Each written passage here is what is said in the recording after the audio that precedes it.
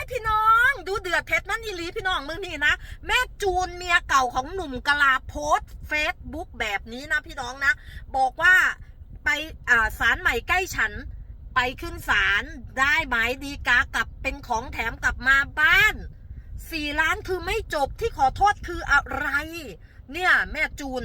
โพสต์แบบนี้แสดงว่าจังไดพี่น้อง4 ล้านกับที่ขอโทษคืออะไรแสดงว่ามันเป็นคดีใดพี่น้องว่าเป็นเรื่องของเจ้าโองามพิงค์แมนบอที่เคยว่า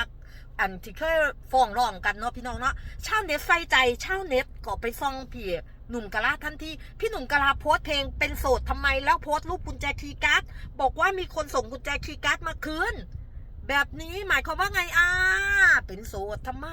อยู่ไปเศร้าเหงาสวงส่วน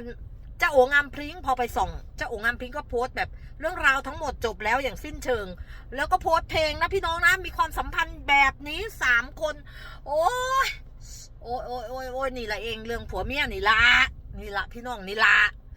ติดตามต่อไปพี่น้อง